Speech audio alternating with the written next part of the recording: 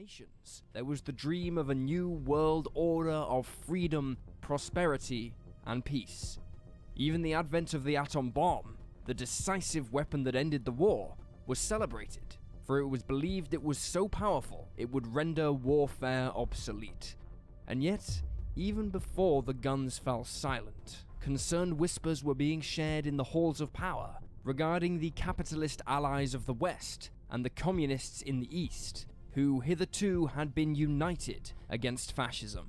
With there no longer being a common enemy to unite them, age-old rivalries and fears began to re-emerge. The Western allies of Britain, Canada, France, and America had not forgotten that the Soviet leader Stalin had worked with the Nazis to carve up Eastern Europe before Germany invaded Poland in 1939. They were also concerned about Stalin's refusal to surrender his grip on territories in Eastern Europe, which the Red Army had liberated, and his land grab in Asia during his last-minute intervention in the Pacific Theater against Japan. Stalin himself, as paranoid as ever, was convinced that the Western Allies deliberately delayed the D-Day landings in order to bleed the Soviet Union of its people in an effort to weaken the vast country. The fact that American soldiers had fought in the Russian Civil War against the Communists in 1919 only helped fuel his belief that after Napoleon and Hitler, the next leader to take a massive army into the Soviet Union would be American. With both America and the Soviet Union having suffered devastating surprise attacks in the war, they were both determined it would never happen again.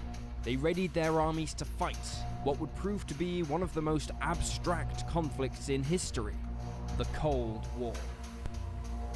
Shall be the policy of this nation to regard any nuclear missile launched from Cuba against any nation in the Western Hemisphere as an attack by the Soviet Union on the United States, requiring a full retaliatory response upon the Soviet Union. I call upon Chairman Khrushchev to halt and eliminate this clandestine, reckless, and provocative threat to world peace and to stable relations between our two nations. I call upon him further to abandon this course of world domination and to join in an historic effort to end the perilous arms race and to transform the history of man.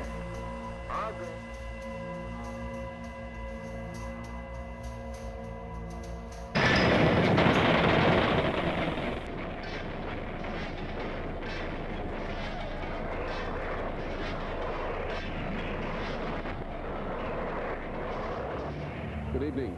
The Soviet ambassador to Japan says Russian search parties have found traces of an airliner crash off a Soviet island in the North Pacific. But Japan and the United States claim a Soviet fighter shot down the Korean Airlines jumbo jet with a missile.